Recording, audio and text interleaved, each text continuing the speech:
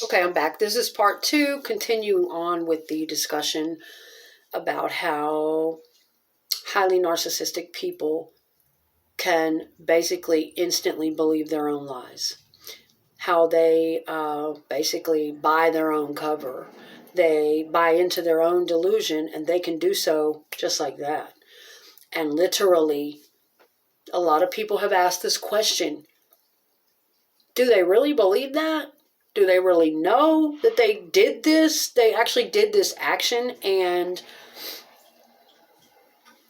and it's a tricky thing. Yes, they know they did it. They are aware of it. They know right from wrong. Oftentimes a highly narcissistic person, sorry you guys, I got one nail left. The rest of them popped off. A lot of times highly narcissistic people will mix truth with lies. They will mix fact with fiction. A lot of the time. It just is what it is. A lot of times they are consciously, here's the difference. A lot of times they are consciously aware of things and deliberate about things. And then other times they're not consciously aware of what they're doing. They are doing it on autopilot. They are doing it from years and years of programming. It isn't even occurring to them that it's hurting anyone. Not in their conscious mind. But do they know right from wrong? If you were to snap them into their conscious mind right then and say, "Ho, whoa," like I had to do on a regular basis with my partner. "Hey, whoa, hey, wait a minute." "Oh, yeah, oh, my bad. Yeah, I know, I shouldn't be, Okay, yes, they know right from wrong. They know that these actions are wrong, okay? And they know what they're doing to you, and they intellectually know that it hurts you. But they don't feel it on the level that you do, okay? When a person lacks empathy, or they have trauma brain like that, they've been so detached from their emotions and so protected, so used to protecting for so long that they can't feel you on that deeper level, how much it hurts you, okay? So in part 2, I'm sorry that cut off like that. It's just the way it is around here right now. I'm with my mother, and I'm finding it harder and harder to get my filming done. I almost feel like there is something that wants to stop me from my goals. It's been happening to me for the last 2 or 3 years as I have tried to focus more and more on this. It's always something, okay? It's like, Jesus, am I going to end up out in a back alley somewhere having to film behind the dumpster or some shit? I'm that fucking determined. But yeah, a lot has happened in my life. Been dealing with my own mental and emotional issues, and a lot of transformations are going on. But anyway, here I am. I appreciate you guys watching, okay? And I'm determined to continue devoting myself to this and just getting better and better content for you guys, and try to get redirected to the actual focus of my content before I met my last partner 6 years ago and got very off track. I learned a lot, and I started focusing on narcissism at that point, and I had to go down that whole rabbit hole and do all that research and start focusing on that for my content. That's fine. But I now also want to start getting back to my main focus. A lot of the other things in my life that I have to share with you guys that I think you'll all be interested in, or you'll be able to learn something from, or whatever. That was my plan before all of that happened. And I am determined. I mean, I've had to fight very hard just to make this content. I swear to God, I have had to duck and dodge and, trying to work. And I've had people coming at me, and people that really, a lot of them deliberately wanting to take me off my path. Just envious of my time, my energy, my goals, because they didn't have any, because they wanted me to just lay around and drink and stay out of my mind like they are, or, whatever. And I've had to lose people because of that. And I've had people not deliberately distract the shit out of me from my goals. People will do that to you not even meaning to, not even aware that they're doing it. It's just how they live their everyday life. Hey, you want to do this? Hey, let's do that. Hey, yada, yada, yada. And you're just like, fuck.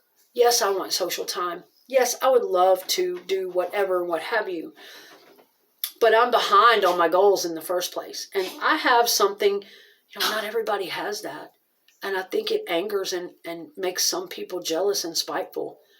If you have something in here that you're devoted to, that you're committed to, and it's not like theirs, it's not something that can be taken away. It's not material. It's not a person. It's not anything they can fuck with. It's in here. It's a calling. It's a devotion to your higher self, to your spiritual ascension and growth, and to your projects. Some people in your life will hate that shit and do everything they can to take it from you. Everything to distract you. Come on, girl, don't you want to hang out? Come on, you're missing out. And here's how you can tell they really want to take you off your path. And they have no respect for you at all. No support for you at all.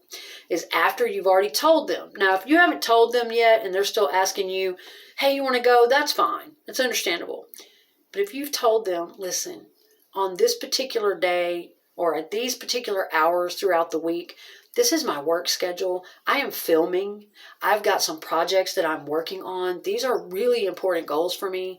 And I won't be able to hang out during those hours. So, there's no need to, ask about it again. Why don't we talk about it on the weekend or something? We'll plan a date and I'll stick to that. If they step over that fucking boundary and they act like they didn't even fucking hear you, which people will do. I've had my own family members do it. I've had my closest loved ones, my partner, everybody's done it to me. Act like they didn't even hear a word that I said. Like nothing that is important to me makes a shit.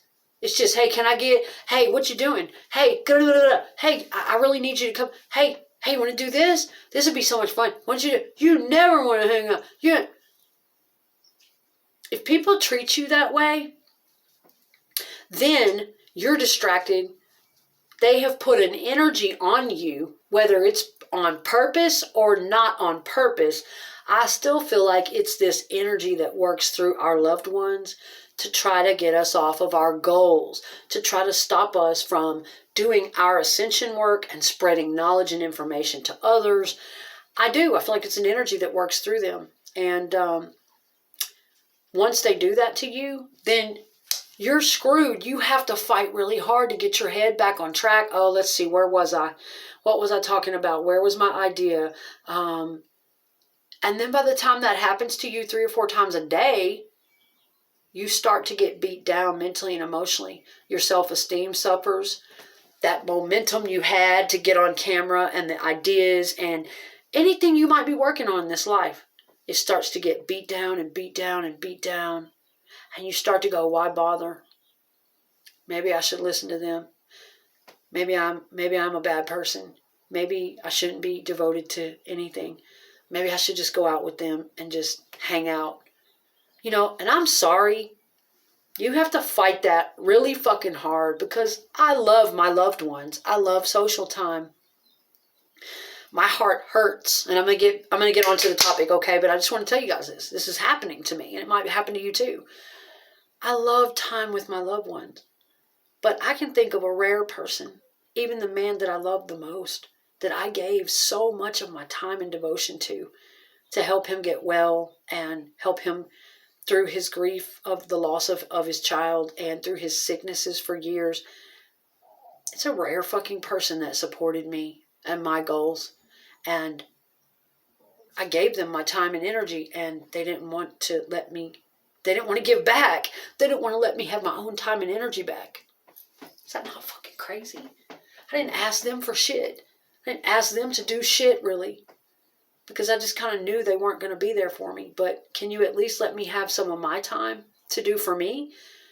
And the way they would answer me is by running off and leaving me, not supporting me, distracting me. If you can't give me all your attention, I don't want to be here. I'll run off with other girls. We'll just do this. We'll just get an attitude. You never want to do. You're always... But those same fucking energies would turn around and kick me when I was fucking down. when I lost everything. Because I was letting them distract me from my true focuses. Then those same energies, when I had no money, when I was broke, when I was talking about dreams and goals that I wanted to accomplish, they would mock me, taunt me, gaslight me, kick me when I was down. You're just a broke ass. You just don't have any. You're talking about that shit. Yes, those same fucking people, those same fucking energies. So be aware of that, okay? Some of y'all may have experienced that, and I'm telling you, in order to make my content and keep focused and keep growing with this, I've had to fight really hard for it, like really hard. And I've lost a lot to be true to myself. I lost someone that I love very much to his own addictions, and because I had to be true to myself. And he didn't want to stay with me because of it. So, anyway, guys, back to the topic of why the narcissist can believe instantly. They can make up these false delusions, false narratives, fantasies, and instantly believe it, feel it within everything of their being, remember it that way, respond to it that way, live that way. Okay, let's get back into it. When I cut off in part 1, I was talking about how back in my childhood, growing up in trauma, what it's like to grow up in trauma. And a lot of these narcissistic people have grown up in some type of trauma. And they get very used to whatever the hell was happening in their home or wasn't happening for them. Whether they weren't getting the attention they needed or the praise they needed, whether they were being severely abused in some way, whatever the case was. Again, a lot of us growing up in trauma, we learn to live in our head. I lived in my fucking head. I still do sometimes if I need to. I lived in my head so much. Like, it was the greatest thing ever, though. Because they only thought they were controlling me. That's how I felt about it. My father was very controlling, very smothering, very obsessive over me, very physically violent, very sexually abusive, all of it. Very controlling of me. You will wear your hair as I say. You will wear the clothes that I say. You will listen to the music that I say. Anything that I loved, he would find out about it, and it bothered him, it angered him, and he wanted to take it away. It's like he wanted me to, at all times, had to be about him or what he liked, or I don't know, but the greatest escape for me that they could never take, the only thing that hasn't been taken from me is my mind, is the fantasies I create. The future that I see is what I'm doing in my head. I'm free, and you can't take it. You can't even touch it. So, I don't want, this is not to make you excuse a narcissist behavior at all, okay? Because I grew up differently, and I did not become a narcissistic abuser. I was highly narcissistic for years in my teens and early 20s, up until I was almost 30. And I'll tell you guys about those details. But as far as becoming a narcissistic abuser in a relationship, no. I started therapy when I was 14 years old, though. I was court appointed to a therapist. I'm blessed in that way and very grateful. And I've had her all of my life. And I was determined, I made it a point to do a lot of my inner child work. I wanted to get back in my body. I wanted to feel. I wanted to be in control of myself. Didn't happen overnight. I would 2 steps forward, 1 step back, 2 steps forward, 1 step back. When you're working on trauma from childhood, it's a lifelong process, okay? But I just wanted to give you guys that. I thought that maybe somebody would find that helpful or interesting, that, okay, yeah, when you grow up in some kind of trauma, you get very used to living in your head. Your head is the greatest place ever. It's free. It's everything. And after you get used to living there year after year as a child, growing up, depending on what age you get a therapist and a mentor, if you ever get one, for the people that don't get to do that inner child work and start any of that healing, and nobody talks to them about what was happening to them, imagine they're continuing to grow up with all of this shit, all the abuse, all the trauma, all of the coping mechanisms that they've developed to survive at the time that are no longer necessary in their adult relationships, but they don't realize it because they're stuck there on autopilot with all those tactics. Okay, we hear that a lot. The tactics that the survival skills that we developed back when we needed them to survive are no longer necessary. Do your healing work. Okay, so yes. So a lot of times we grow up like that, where we can slip out just like that. Oh, you think you're abusing me? Oh, you think you're hurting me? Oh, you think you're doing this to me? We had to get used to being out of our mind and out of our body when we were being abused, when we were being physically assaulted, when we were being sexually assaulted, molested on a regular basis, especially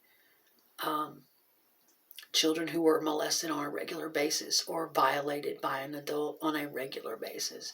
You get very used to projecting outside of your body. You're not even there. You know, this old thing, you can't hurt me. I don't feel shit that you're doing to me. I'm not even fucking here. And yes, you start drinking at a young age and you start drugging at a young age and you're real fucking numb. You're tough. You're real fucking numb as you grow up, okay? Even with the therapist shit. I wasn't trying to hear that shit in my early years. I was rebelling. I was running the streets.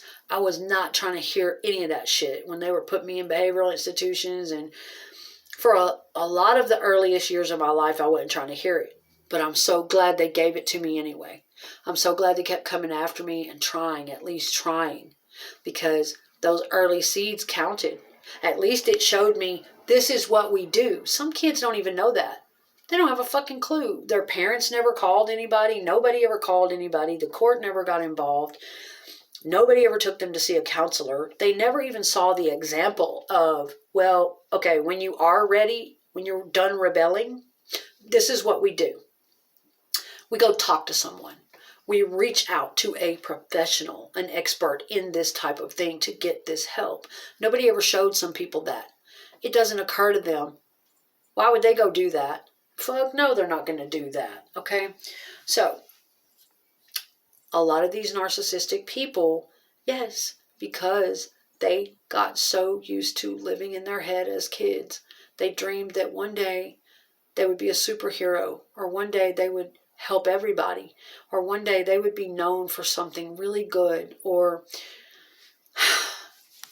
they just live in their head a lot, fantasize, picturing what they're going to be and what that looks like and feels like, and it's a way to escape the pain of what's going on at home.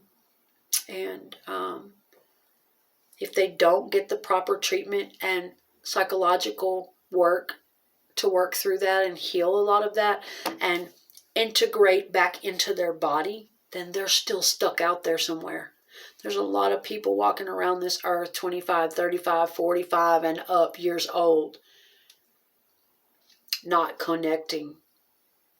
Looking like they're connecting, affectionate, sexual, but not connecting. They are still fragmented.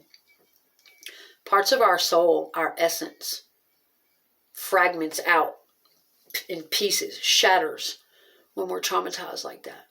And we have to do the work to bring all those fragmented parts back. I was listening to Pete Sapper at the Chosen 144 channel the other day, talking about the Blu-ray star seeds, and if you're into that kind of thing, very interesting, but he was talking about traumatized children and how the shadow has to be integrated, the darkest parts of ourselves, the shame, everything, all that has to be brought back, all the fragmented pieces of our soul, and do that hardcore inner child work in order for us to be whole again, for us to truly connect again and have hope of having a loving, fulfilling, healthy, well-connected relationship.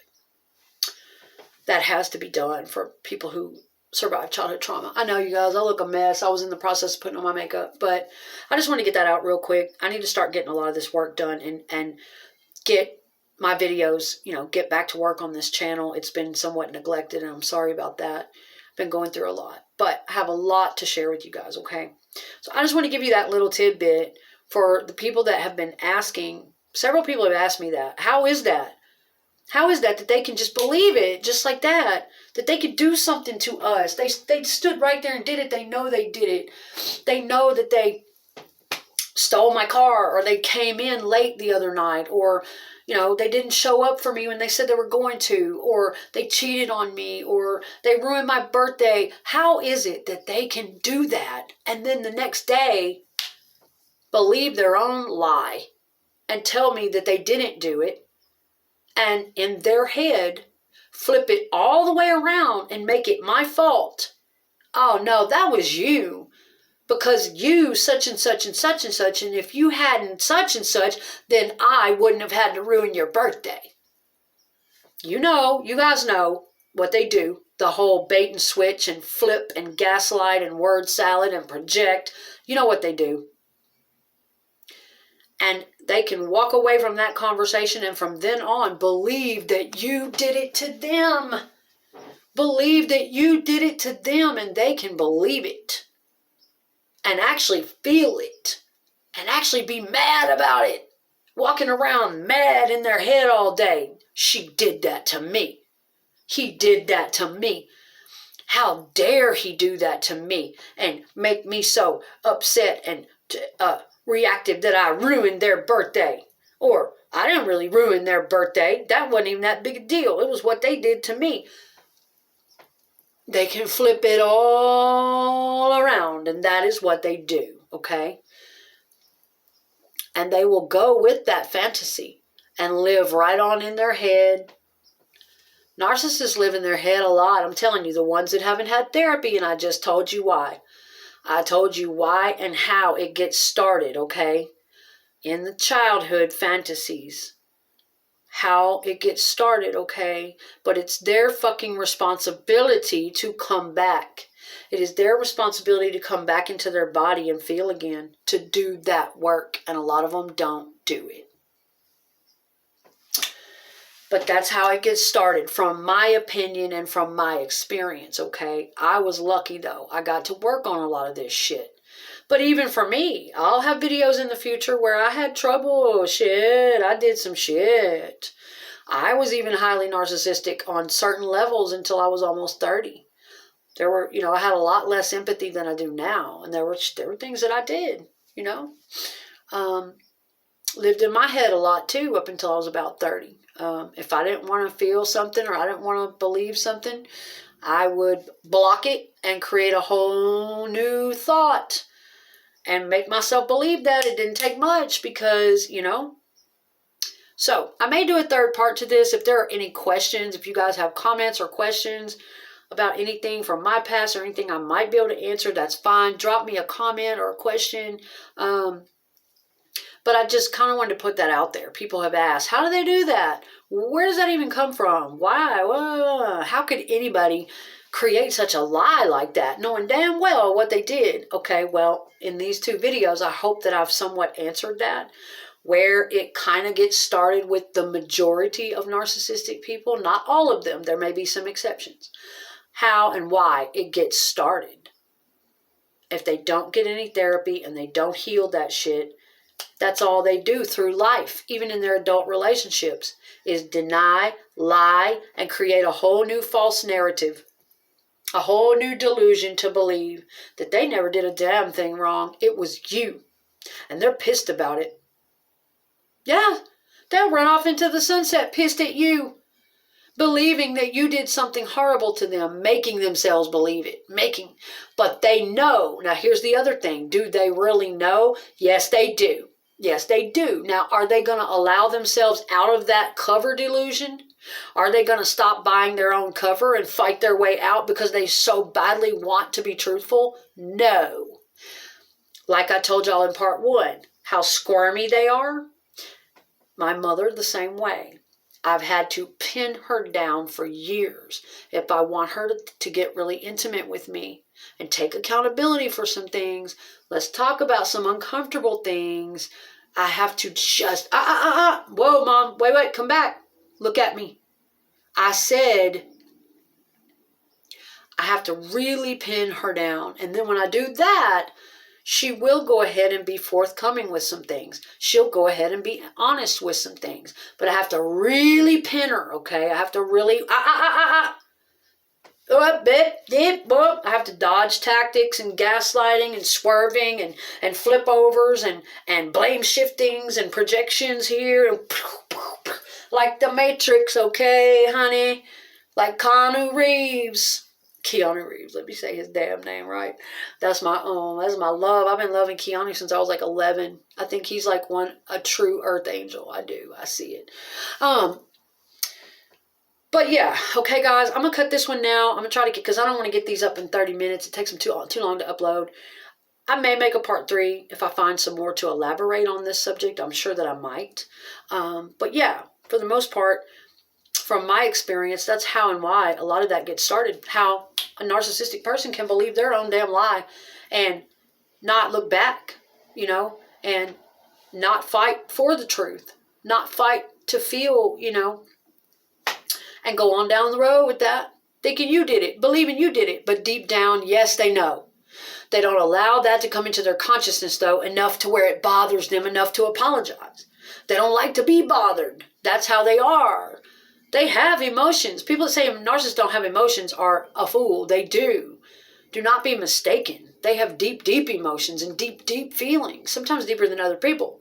They don't like them. They don't like them, and they don't want to be bothered with those emotions. So they'll do any tactic that they can to prevent those emotions from taking over and overwhelming them. But they need it sometimes. They need anxiety. They need a certain amount of worry. They need a certain amount of that, so that's going to drive them to apologize. It's going to drive them to make amends. It's going to drive them to feel it more, but they don't allow it. They don't want it, and they'll get pissed at you if you say, you need to feel some anxiety. You need to feel some suffering. That way you would want to apologize and take accountability for your actions. Boy, they will get pissed because they don't want anything to do with that. They don't want to feel none of that shit. They think they're entitled to not have to feel it like we do. All right. But like I said, some of them are squirmy. They're all different types of narcissists and different personality. My partner was a lot like my mom. He was squirmy. He was going to do all the tactics. Exhausting to get the truth out of him, boy. But if I had the energy, all right, man, I'm going to pin you down now. I had to go through, I knew I was going to get 5 or 6 different flips. Blame, shift, projection, word salad, fucking gaslight, blah, blah, blah. I knew the whole, just to get one honest fucking answer of accountability. This is how terrified he was of conflict and confrontation, and just being honest and realizing that I cared. But see, they regress. They regress into the wounded inner child, and you look like the fucking parent to them at that point. Not their lover who cares, not just another adult trying to resolve some conflict. They start regressing into the wounded inner child, like, oh my God, I have to lie. Something bad's going to happen. I can't dare tell that. I'll look bad and I'll be punished. They won't see me the same again. They won't love me anymore. They'll abandon me. Their brain is going 90 to nothing. A lot of them, yes, they are triggering, and they're going to start. I live with this shit for years. I'm just telling y'all what I observed. I'm telling you what I learned, okay? And plus in my own childhood. I live with a partner like this, and then in my own childhood, I know what I experienced. But with my partner, just like my mother, sometimes I could pin him down. If I would work that hard, sometimes I could get him to go, okay, yeah, I know I did that. I know, okay, it wasn't right. It wasn't a real genuine apology, but I could at least get him to admit. You have to really ask, hey, you did this. What was your part in it? You have to really press them like a little child. You know how you have to lead a little child in conversation sometimes to get them to open up and talk to you? Okay, well, narcissists are very childlike. And I'm not trying to do this to get people to forgive them. Always hold them accountable. They are responsible for any type of abusive behaviors or anything like that. But I do want to spread awareness and knowledge about what's really going on in there, because there's too many damn generalizations and misconceptions. They're just monsters and one size fits all, and that's just not true. All right, guys, I hope I've answered some questions for you. Yeah, they can believe their own lies and they can do it quickly. And a lot of it is because they've been doing it since they were little kids. And a part of their brain is still not all the way grown up, okay? I have a lot of anger with narcissistic people because I've been abused by them all of my life. But I also have a lot of loved ones that have personality disorders and that I care about very deeply. So I care very deeply about understanding these things in other human beings, okay? I do have more to say on this topic, but I'll be back in another video. Okay, guys, thank you so much for watching. If you're not subscribed to my channel and you enjoy conversations like this along the lines of psychology, spirituality, philosophy, things like that, please hit the subscribe button. That helps my channel continue to grow and stick around with me. Don't forget to hit like if you guys got something out of the video, and I'll see you guys again soon.